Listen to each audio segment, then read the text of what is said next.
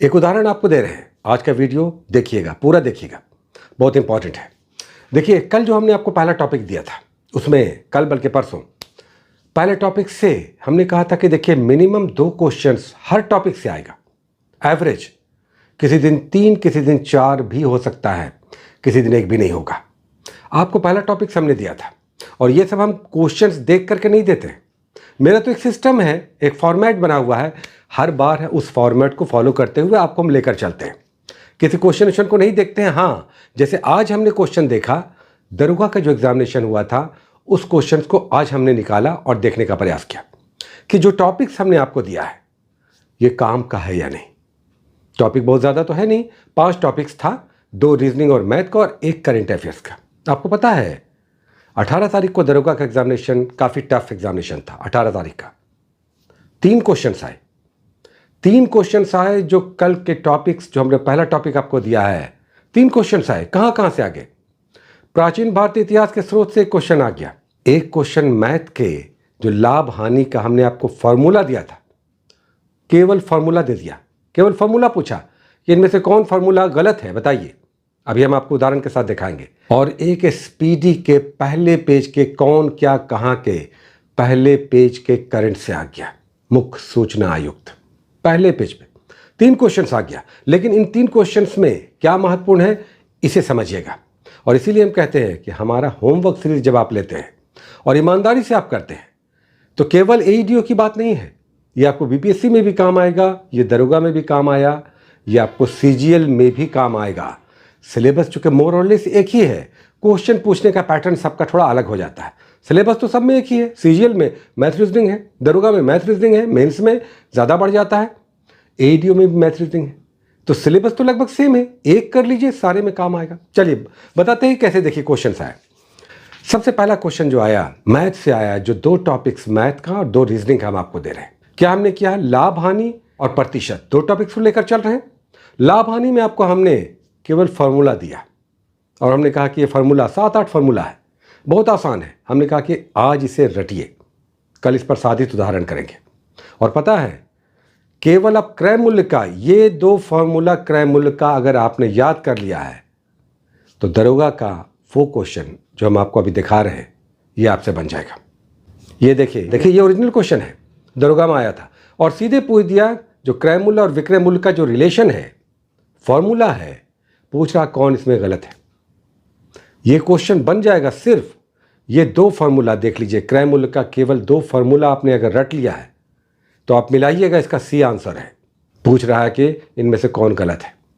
क्रय मूल्य और विक्रय मूल्य के रिलेशनशिप का ये 2 फार्मूला, इससे बहुत सारा क्वेश्चन बन जाएगा।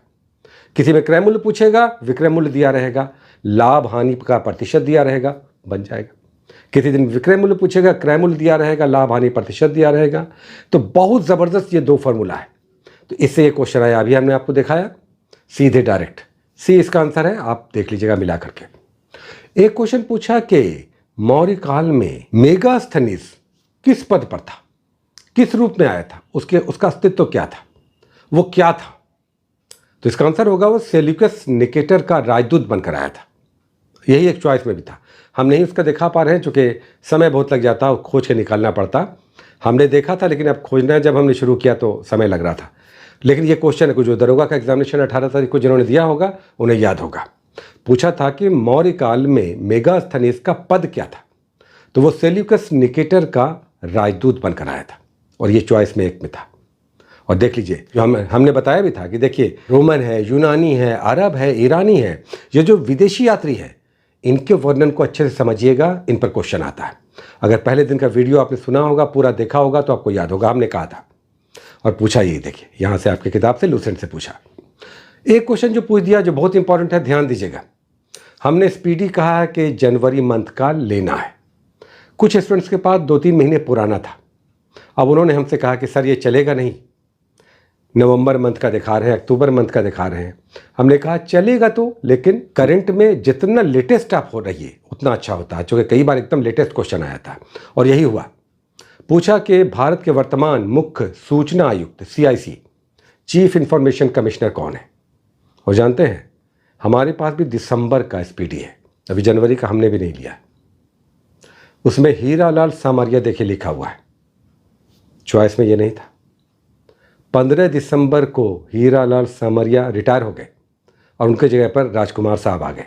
अब जो जनवरी का आया होगा, अभी हमने भी नहीं लिया है, जो जनवरी मंथ का आया होगा स्पीडी, उसमें ज़रूर दिया होगा, चूँकि 15 दिसंबर को इन्होंने ज्वाइन किया है और जनवरी मंथ के स्पीडी में ये आया होगा। अभी हम देखेंगे, अभी हमने भी नहीं लिया, तो इसलिए हमने कहा कि जनवरी मंथ का ले लीजिए, लेटेस्ट ले लीजिए।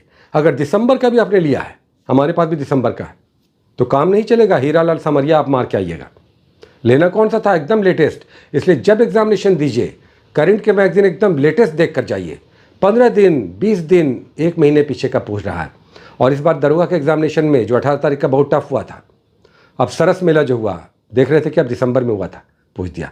ये भी CIC भी पूछ दिया, दिसंबर का पूछ दिया। एक और क्वेश्चन था, हाँ, प्रेम कुमार के बारे में पूछ दिया कि बिहार के विधानसभा अध्यक्ष कौन है। ये तो अभी चुनाव हाल में हुआ, तो लेटेस्ट पूछ दिया। इसलिए करंट में लेटेस्ट रहिए। और ये तो CIC वाला तो बहुत बड़ा उदाहरण है। तो देख रहे हैं 3 क्वेश्चन आया। ये तब आया जब 18 तारीख का दरोगा का एग्जामिनेशन बहुत टफ हुआ था। अगर 21 तारीख से हम मिलाएंगे, 1-2 क्वेश्चन और बढ़ जाएगा पहले दिन के टॉपिक से। एक दिन के टॉपिक से 3 क्वेश्चन तो तब आ रहा है जब एग्जामिनेशन टफ हुआ, और एग्जामिनेशन जब आसान होगा तो 4-5 भी जा सकता है एक दिन के, किसी एक दिन के। ऐसा हो सकता है किसी दिन 2 ही होगा, किसी दिन 1 ही होगा। एवरेज 2 क्वेश्चन हमने रखा है। और अभी हमने आपको दिखाया कि पहले दिन के टॉपिक से 3 क्वेश्चन दरोगा में आया, ADO में भी ऐसे ही आएगा। इसीलिए हम कह रहे हैं कि पढ़िए, मन लगा कर पढ़िए।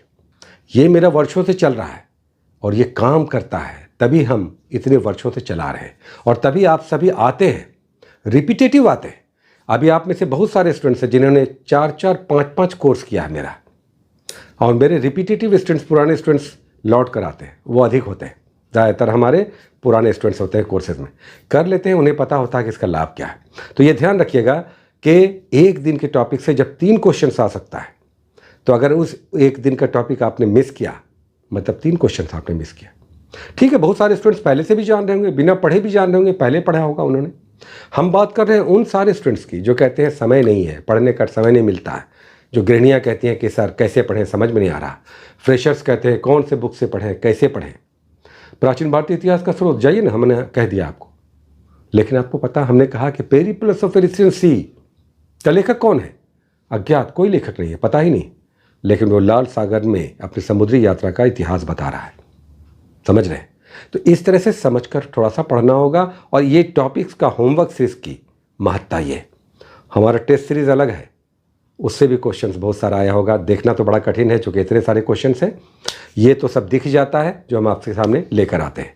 और कभी भी हम बोस्टिंग नहीं करते, झूठ नहीं बोलते हैं, ये मेरी आदत है। जो बोलेंगे सही सही बोलेंगे, जो दिखेगा। ये हमने पहले देख करके क्वेश्चन आपको टॉपिक्स नहीं दिया, वो तो आज हम बैठे, हम 1 घंटा हमने दिया, तब ये सारा रिसर्च से निकल कर आया। ठीक है, तो ध्यान लगा कीजिए। आज टॉपिक्स नंबर 2 आ रहा है। कुछ चैप्टर्स रहेगा, पढ़ना होगा, समय देना होगा, लेकिन ये सब आप करते चलते हैं। केवल 2 महीने कीजिए ना, हम 3 महीने आपसे नहीं ले रहे। PPSC में 3 महीने लेते हैं। केवल 2 महीने में सिलेबस आपको समाप्त करके आपको छोड़ देंगे, उसको रिवाइज कीजिए। ठीक है, आज टॉपिक नंबर 2 आ रहा है, उसको 100 क्वेश्चंस भी आ जाएगा, 200 क्वेश्चंस भी।